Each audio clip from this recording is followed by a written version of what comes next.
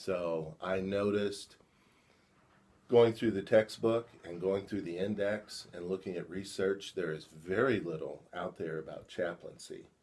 And I see you riding through town all the time with a big white sticker on the back of your car uh, as chaplain for this area. So could you introduce yourself and explain that role? I will attempt. Okay. Hi, I'm Father John Harth. I'm a Catholic priest. I'm the pastor of Immaculate Conception Church in Jackson, Missouri, and I'm also a law enforcement chaplain and an emergency services chaplain. I will attempt to be brief in listing all these things, but I serve the Missouri State Highway Patrol. We have a county chaplains unit that serves Cape Girardeau County and the cities of Cape Girardeau and Jackson, Missouri. I'm also chaplain for the Scott County, Missouri Sheriff's Department, the Bollinger County, Missouri Sheriff's Department, and two little bitty communities, Kelso and Oran, as well as for the Jackson Fire Rescue Squad and Cape Girardeau County Emergency Management Agency. Over the years, I've served many places. As a Catholic priest, we get moved fairly regularly, so I've had the opportunity to serve in multiple locations. And if it's okay with you, I'll kind of start from the beginning. Please. In the sense that you mentioned that you find precious little about chaplaincy. 20, almost 29 years ago now, I was not aware that there were such animals as police chaplains. My first assignment was in Joplin, Missouri, and I happened to read an article in the newspaper about their chaplains program. And I thought to myself, well, I used to be a police beat reporter. My dad was a member of the sheriff's posse back home back in the dark ages. I could probably do that. So I applied and was accepted as a member of the chaplains program, and they had in-service training as a part of what brought them to help serve the community. And then later, one of my chiefs introduced me to the International Conference of Police Chaplains, of which I've now been a member since 1992 and serve on multiple committees, and I'm not going to go into all that kind of jazz, but it is through them and through their training that I came to a much better place in terms of knowing what it is chaplaincy is all about, having some background and being better equipped to serve. Serving primarily officers and other members of the agencies and the public as called upon to do so. I didn't realize there was an international agency. There are several agencies or several groups that offer chaplains training. In my humble opinion, ICPC is the best and the longest standing. What does the training look like? There are 12 basic courses, and off the top of my head, of course, not having the paperwork in front of me, our start is Introduction to Law Enforcement Chaplaincy, which cleverly enough I'll be teaching as part of our regional training in Lubbock, Texas come April, as well as just all kinds of things ranging from legal issues to learning about law enforcement families to, hey, when you go on a ride-along, here are some things that you really can do to enhance the appreciation of this, and other things that you need to keep your hands off and keep your mouth shut about. Just a broad span of things that are involved with chaplaincy. With the local departments, how is the policy set up? Because as you know, criminal justice system is a very huge bureaucracy, and many different devices have to be created to make it fit local governments and even state governments, because you mentioned highway patrol. We have policies and procedures, usually from each agency independently. A lot of people are not aware that the FBI has chaplains, ATF has chaplains. There are a few chaplains serving the Marshal Service, although that was going to be formally set up as a program throughout the United States, and because of program cutbacks by our president, that didn't happen. But many federal, local, and state agencies have chaplains. Some of them are older and established. For example, Los Angeles has had a chaplains program, which is part of their employee assistance program for years and years and years. Omaha, Nebraska has had chaplains for years and years and years.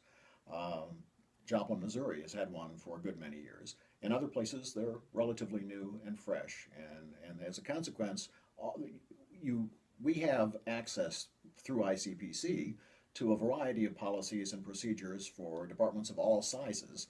And when I have helped to start chaplains agencies, I go to them and figure out stuff, and then you kind of adapt it for your own independent area. Policing is a big topic right now. Imagine that. Imagine that. Tonight, as a matter of fact, our president will be on the air, and there will probably be mention of policing, I would think. Will there be mentioning chaplaincy at all tonight? I would seriously doubt it. I would too. We're kind of a low-profile group. The expression that I use when I talk about chaplains is we're kind of like fire extinguishers. You don't hear much about them, pay much attention to them, but when you really need one, we come in pretty handy. And that's the approach that I use. The ideal situation for a chaplain who is working is to obviously get training, but then as you're able to ride along to get to know the officers, and some officers welcome you and some don't, and if an officer chooses not to have a chaplain ride with them, that's fine. That's their prerogative. None of the agencies which I serve permit us to carry a weapon. There are some agencies who have officers who are chaplains, so that varies from department to department. But in any case, our goal is to just help officers and employees get to know us and to trust us so that when they have things that they'd like to talk about that don't necessarily go to chain of command or anything like that, they can do so with some freedom. It's kind of like our part of confidentiality is unless the individual offers a threat to themselves or to somebody else, we say nothing to anybody else. It is one-on-one, strictly confidential. And so over the course of the years, you hear a lot of different stuff. You know, issues with the department, marital issues, discussions of strife in the community, things that bug them from their fellow officers, all those kinds of things. And so we're just a release valve, so to speak, for folks to be able to express themselves. If they have a desire for us to pray with them, you know, sometimes we will ask, would you like us to pray with you? And if you do, fine. If not, that's fine too. But our focus is just being a presence for them, being a ministerial presence for folks. And if you want cheap advice, we're good at cheap advice. And it is cheap, not necessarily good, but cheap. Is there a cost associated with it? Oh, gracious, no. There are a very few agencies that have full-time paid chaplains, but they are very few and far between, usually in your major departments. The bulk of the rest of us are all volunteers, and so we volunteer our time and there is no fee or anything like that. I've had the opportunity to chat with officers or their spouses or both when there are difficulties with marriage, when they're having troubles with grief. I've had some training in critical incident stress management, so I've been called upon in a group setting to assist with that and privately to assist with that. And it depends on the training level of the chaplain and many other factors as to how deep this all goes and how regular a thing it is. Sometimes you become friends with officers. Little sidebar story here, and I hope this isn't boring you guys to tears and ladies to tears. Years ago, the chief who introduced me to the International Conference of Police Chaplains, who slid the brochure across the desk and said, I think maybe you ought to look into this. I have been lost for years, and we've lost contact. Yesterday, I got a phone call from a fellow chaplain in Columbus, Ohio, who was at the academy meeting recruits, and one of them mentioned that his dad had known this chaplain, and here we are. So we've reconnected. It's a wonderful thing. Lots of connections. How about just since you're teaching it and you run into lots of chaplains, what would be a scenario for the use, the call that a chaplain would receive, that an officer needs assistance, and walk me through the steps and kind of a success and kind of a fail story in those regards. In an ideal situation, from a chaplain's point of view, there is a fixed protocol through your agency where if there is an officer-involved shooting, if there's a suicide attempt, a hostage situation, all sorts of different calls, automatically a chaplain is called, ideally. In some agencies that I'm working with now, we are just introducing a protocol to where they will ask the lead officer, would you like us to call a chaplain? In any case, when a chaplain arrives on the scene, we seek out whoever's in charge and let them tell us what they would like us to do or sometimes they'll just say, hang around. And much of the time, it's a ministry of presence. One of the greatest lines that I ever heard was, well, don't just say something, stand there. And it is amazing how often that is effective. In the Joplin tornado, for example, there was a morgue set up, and initially there were no chaplains present. Eventually, a chaplain was assigned to be there all the time at the morgue, with no particular ministry other than to be there. And the stories that I have heard back indicate that there is a day and night difference between the attitudes of the emergency services workers and the victims' families in terms of how things went. Just the presence of the chaplain made a difference in people's attitudes, people's response, reduced tension levels, those kinds of things. So that's a broad stroke sort of thing. I've been called to scenes of deaths, in some cases murders, in which case we go in. If there is a family member present or something like that, typically we are asked to be with them. And just to be with them until other family members arrive, or to attempt to try to make connections so that the officers can be about their duties. I've been along on drug raids where they knew that there would be children present, and we were asked to stay with the children, again, until other family members or family services was able to arrive. In one case, there were no children, but it was an elderly woman who was kind of confused, and so I was able to stay with her and wait until family members were able to connect with her and care for her. In one situation, there was a murder. The next day, I got a call from the officer who was the first on the scene, who told me that he had gone to the lieutenant who was in charge, the detective who was in charge of the investigation, and said, are you going to call a chaplain? And the detective said, well, the family is all in Michigan. We're in Missouri. We don't see any real need. And the officer said, what about me? Because it was a pretty gruesome scene. Mm-hmm. So I don't know if I'm getting where you want me to go here, but basically we try to stay out of the way and yet be of assistance to whomever might need it under the current circumstance. Do you see a difference in starting or new police officers' needs and stress and older officers?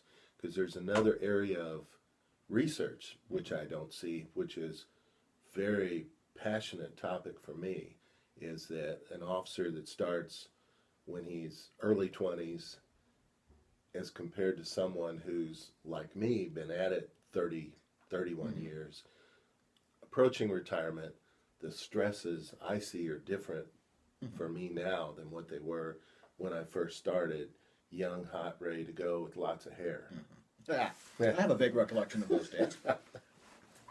One of the things that I've found that's been consistent through the years is, generally speaking, younger officers or newer officers, those who are on their first jobs or close to their first jobs, have the gung-ho attitude and generally can't figure out why on earth anybody would need a chaplain, and so really don't have much use for us or much to do with us. Now, that being said, I'm seeing a softening in that I'm finding that a number of newer officers are sometimes a little bit older, a few years older. And because of having been out and around and what have you, they are perhaps more open and understanding of the need for assistance in whatever fashion or shape that may come. And so there's a more welcoming attitude with that. Boy, that approaching retirement business, a lot of people don't like to talk about retirement. They like to talk about retiring, but they haven't given a whole lot of thought as to what retirement means and what kind of new challenges that might present. And in some agencies, the chaplains are able to be a part of that in terms of the employee assistance program, to start talking with somebody about, okay, what do you plan to do? What are you going to do? Is your wife at home? Are you going to drive her nuts? Because that's what I hear more often than not. Male officers retire and they're around the house and they drive their spouses crazy because neither of them know what to do with each other. They're not used to being together in those circumstances. So there are all kinds of things that work with that and come with that. Big research area in our text. There's a whole chapter on officer stress and officer issues. We both know that alcohol is used mainly. It's legal, and it's probably the most used tool with law enforcement, maybe even legislators and maybe even judges and maybe even the other corrections, the other phases of criminal justice too. But do you see that as a common thread of either increasing or officers using that to reduce stress with its related issues that come with drinking every time they get off shift, whether it's morning or night? You see that as an issue for officers? Well, I've not been in a major agency culture, but it seems to me from the books of days gone by, it used to be very common for the crew to get off shift and then go to the police bar and hang out, or hang out there on their days off and things like that. I'm not sure that that's as much a part of the culture as it used to be, but at the same time, I think the danger of alcohol is present, perhaps especially when somebody decides to get off the job and go home, and their best friend is whatever beverage they happen to come with, or whatever substance it is they happen to come up with.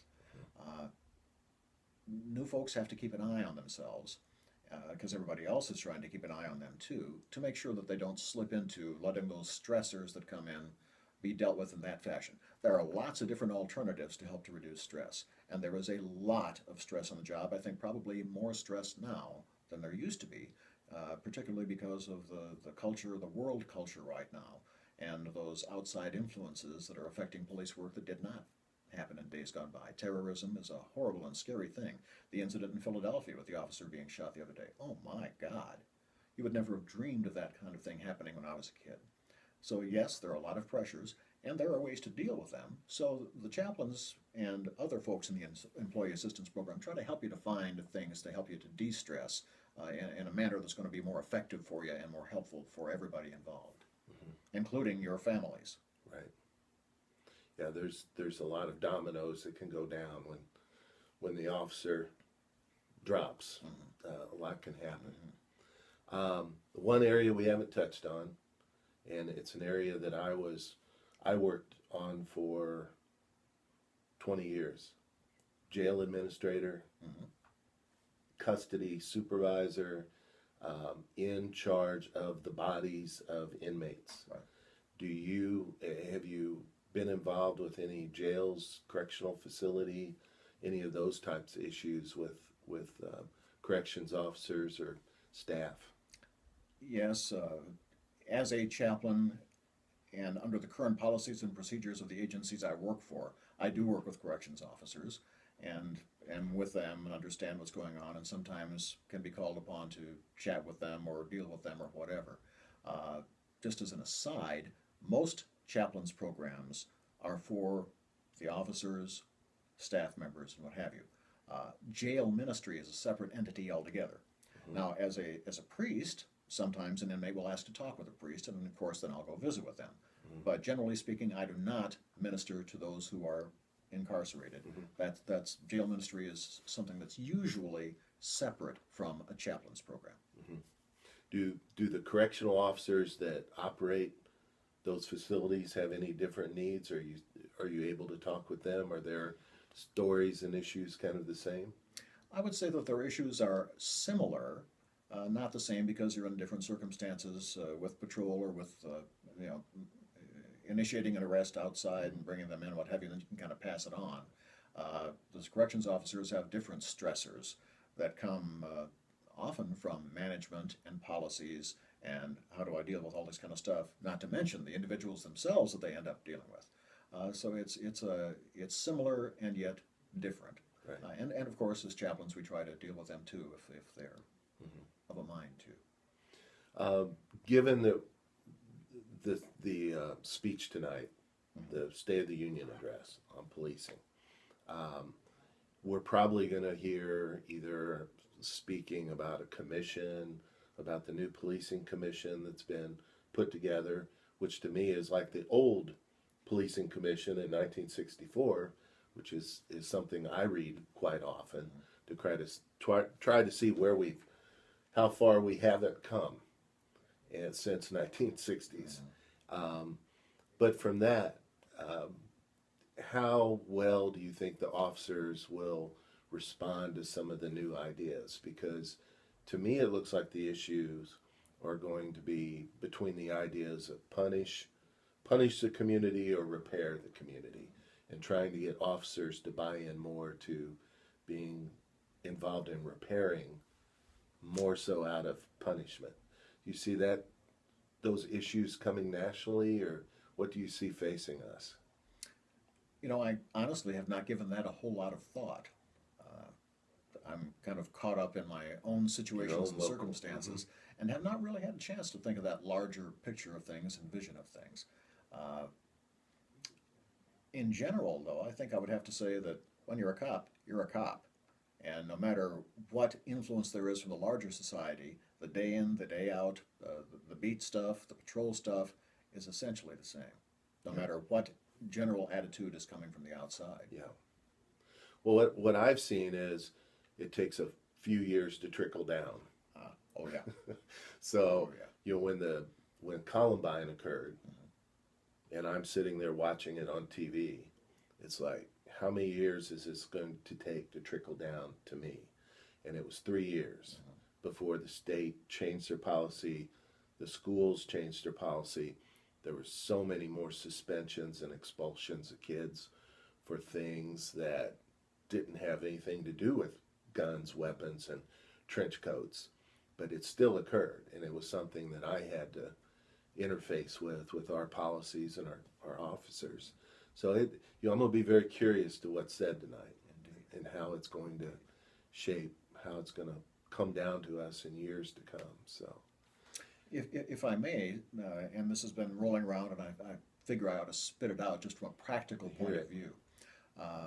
As officers, if a chaplain asks to ride with you, you can say no, and that's okay. I have kind of a routine that I go through when I ride with an officer, you know, telling them a little bit about myself. They're in charge. I'll do whatever they tell me. If they want me to get out of the car and do things, I was a reserve officer for some years, so I have some background as to what to do and what not to do. But anyway, I'll stay in the car if you want me to. I'll get out if you want me to. You tell me where you want me to go, what you want me to do. I will ask if they would be willing to tell me where their backup weapon is, because if something happens, I don't want to be standing there. You know, every agency I work for does not permit us to be armed, but that doesn't mean that in a circumstance that we're not willing to pitch in if the situation arises, and that depends on the individual chaplain. But I just try to make them feel comfortable, and we're not there to judge. We're not there, you know, eavesdropping on behalf of management, so to speak. Those kinds of things. I've had officers who have asked that I not ride with them, and that's fine. That's your choice. In one instance, I went to the range with the guys, and after we finished shooting, one of the officers who would not let me ride walked up to me and said, "You can ride with me now." And I never got to ask him what difference that made, because it's not like I'm that good a shot. But I guess there was just something in him that, you know, some people may have the perception, since I'm Christian, that I'm going to ride with you and try to jam Jesus down your throat. That's not what a chaplain does. We operate more as military chaplains do. They're chaplains of many different denominations and faith backgrounds, including Muslims and Buddhists. And we serve as chaplains. You know, we are serving you where you are. We're not there to convert you to whatever it is we believe in. We're there to try to be helpful. And if you have questions that you want not to get into in a God nature or theological nature, we'll talk about that with you. But we're not going to cram it at you. And if we do, you have the opportunity to go to your supervisor and say, "I think that chaplain crossed the line." Mm-hmm. We have to police ourselves too, so to speak. In all your roamings around the state, and now with the national piece, do you hear of any chaplains to juvenile courts or juvenile officers? I honestly can't say that I have heard of juvenile office chaplains. I've heard at most levels of federal government and state government, colleges and universities, police departments are expanding their use of chaplains. And chaplaincy continues to grow. There are more and more agencies who are becoming aware of the benefits that chaplains can provide. But I honestly don't think I've ever heard of a specific juvenile office service for chaplains. We're still behind the veil. Well, to some extent that's true, but part of it too has to do with, because of confidentiality and the ages involved and all that kind of thing, that may be a reason why we aren't drawn into that. Mm-hmm. Any questions that you thought I might ask or that I haven't asked that Well, you thought was let me out offer there? a cheap suggestion if I like anyone is that. interested in learning more stuff about what chaplains do. As I said, I'm a member of the International Conference of Police Chaplains. We have a website, ICPC, the number 4 cops.org. ICPC4cops.org. And if you go there, you'll find out an About Us thing, what have you. And there, if you tab on the tab, click on the tab, there's a listing of things that law enforcement chaplains do, which range from offering prayers at ceremonies and things like that, to the more specific things of the many and varied ways in which we can be of service to agencies. And it might be helpful for you to look that up. Absolutely. I'll put that link on the Great. website on our modules, they're called, at Ole Miss. I'll add that too, and so we can look at that. And I'll personally be looking for research in this area to see how it's impacted across the country and as I talk to other agencies. So. Well, I might mention that ICPC is more international now than ever before. Before it was U.S. and Canada, with some in Australia and England. And now that's expanded. We're into the Caribbean, we're into Africa, and many countries. Growing popularity for the chaplains in Africa. And we're trying to expand into other parts of the world as well. Europe, obviously, we're in too. I failed to mention that. But anyway, it is truly international. Okay. Well, thank you very much. You're most welcome. Happy to oblige. Yes. Good luck, all.